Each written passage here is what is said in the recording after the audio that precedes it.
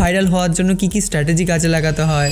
অনেকেই ভাবে যে আমি তো এই জিনিসে এক্সপার্ট নই, তাহলে আমি কি কন্টেন্ট বানাতে পারবো? ভাইরাল হওয়াটা কি একটা মিথ নাকি একটা ফ্যাক্ট? মনে রাখবেন, একটা টপিক মানুষকে আকর্ষণ করে, বাট একটা নিশ মানুষকে রিজন দেয়।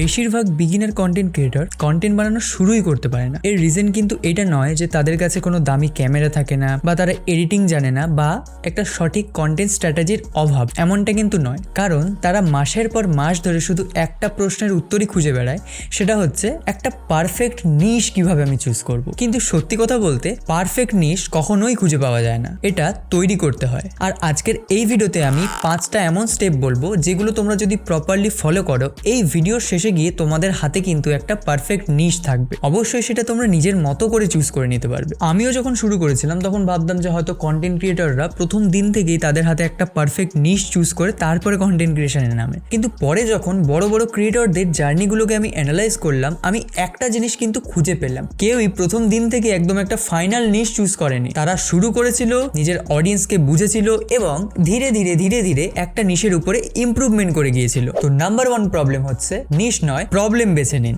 আপনাদের মধ্যে বেশিরভাগ মানুষই ভাবেন যে আমি কোন টপিক নিয়ে ভিডিও বানাবো, কিন্তু আপনাদের প্রশ্ন এইটা হওয়া উচিত যে আমি ঠিক কোন সমস্যার সমাধান করতে চাই। কারণ মানুষ নিশ ফলো করে না, তারা ফলো করে তাকে যে তাদের ওই স্পেসিফিক প্রবলেমটার সলিউশন নিয়ে আসছে। ফর এক্সাম্পল ফিটনেস, এটাকে কিন্তু আমরা একটা নিশ বলতে পারি না, এটা হচ্ছে একটা ক্যাটাগরি যার আন্ডারে আরো অনেক নিশ আসতে পারে। ফিটনেসের মধ্যে এমন কোনো মানুষ রয়েছে যারা তাদের মাসল গ্রোথ নিয়ে আরো সলিউশন চায়, যাদের মাসল গ্রোথ নিয়ে অনেক কোশ্চেন আছে এবং সেই কোশ্চেনের অ্যান্সার তারা চায়। এটা হচ্ছে সেই সমস্ত মানুষের একটা স্পেসিফিক প্রবলেম। আবার হয়তো কেউ ফাইন্যান্স নিয়ে ভিডিও বানায়, এবার সে ফাইন্যান্স কিন্তু তার নিশ নয়। ফাইন্যান্সের মধ্যে এমন একটা মাইক্রো নিশ, যেমন ধরুন হতে পারে অ্যাজ এ স্টুডেন্ট আমি নিজের পয়সাকে কিভাবে ম্যানেজ করব এবং আমার স্টুডেন্ট লাইফে সেই পয়সাগুলোকে আমি ইউজ করতে পারবো, এটা হচ্ছে একটা নিশ। দেখুন, একটা টপিক কিন্তু মানুষকে আকর্ষণ করে, বাট একটা প্রবলেম মানুষকে কিন্তু আপনার ভিডিওতে ধরে রাখে। পয়েন্ট নাম্বার 2, আপনি যেটা জানেন সেটার থেকেও ইম্পর্টেন্ট হচ্ছে আপনি যেটা শিখতে আগ্রহী। অনেকেই ভাবে যে আমি তো এই জিনিসে এক্সপার্ট নই, তাহলে আমি কি কন্টেন্ট বানাতে পারবো?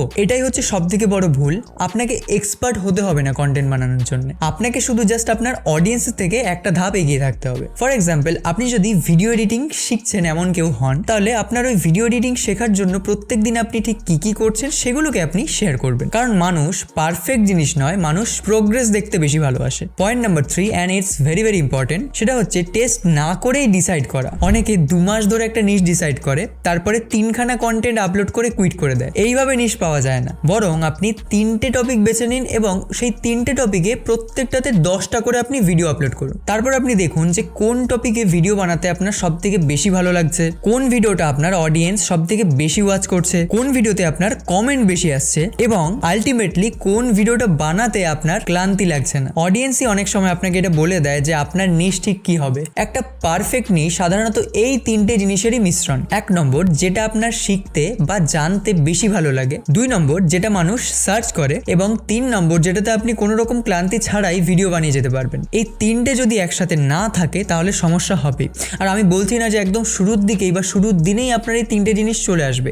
এটা আসবে ট্রায়াল অ্যান্ড টেস্টিং এর মাধ্যমে, শুরুর দিকে কিন্তু আপনি পাবেন না। অ্যান্ড সর্বশেষ 5 নম্বর পয়েন্ট হচ্ছে আপনার প্রথম নিশই আপনার শেষ নিশ নয়। এর মানে হচ্ছে এমন নয় আপনি একটা নিশ চুজ করলেন এবং সেই নিশেই কিন্তু আপনি টিকে রয়েছেন বা ওই নিশ নিয়েই আপনাকে কন্টেন্ট বানাতে হবে, এমনটা নয়। আপনি যখন ট্রায়াল অ্যান্ড টেস্টিং করবেন, আপনি দেখবেন আপনার ওই যে নিশের প্রতি আপনার ইন্টারেস্ট, সেটা কিন্তু ধীরে ধীরে শিফট হচ্ছে অন্য নিশে। মানে আপনি এটা লক্ষ্য করবেন যে আপনার ইন্টারেস্ট অন্য কোনো টপিকের উপরেও যাচ্ছে। সো এখানে আপনি বুঝবেন যে হ্যাঁ, তাহলে হয়তো ওই যে নিশ, ওই নিশের মধ্যে আমার কিন্তু ইন্টারেস্ট রয়েছে, এবং শুরুতে আমি যে নিশটা চুজ করেছিলাম সেটাতে হয়তো আমার ইন্টারেস্ট ছিলই না। এবং এইটা আপনি কখন জানতে পারবেন? যখন অ্যাটলিস্ট আপনি কিছু কন্টেন্ট বানিয়েছেন। উইদাউট মেকিং কন্টেন্ট আপনি কখনো বুঝতেই পারবেন না যে আপনার একটা পারফেক্ট নিশ ঠিক কি হবে। মনে রাখবেন, কন্টেন্ট ক্রিয়েশন শেখা যায় কন্টেন্ট বানিয়েই। আপনি যদি কন্টেন্ট না বানিয়ে শুধু জাস্ট স্ট্র্যাটেজি বানাতে থাকেন, আলটিমেটলি কিন্তু আপনি কন্টেন্ট ক্রিয়েশন করতে পারবেন না এবং নিশ তো চুজ করা দূরে থাক। আর ভুলেও ভাইরালিটির পিছনে ছুটবেন না।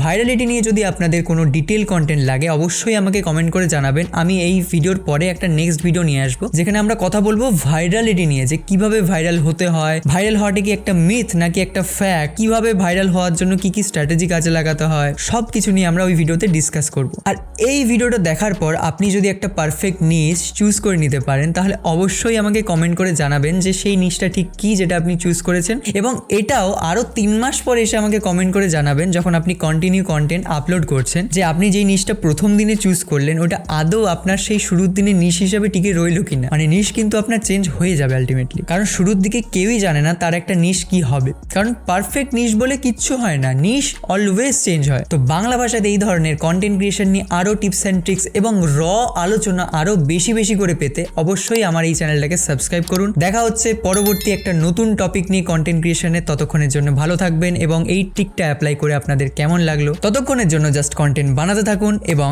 পোস্ট করতে থাকুন।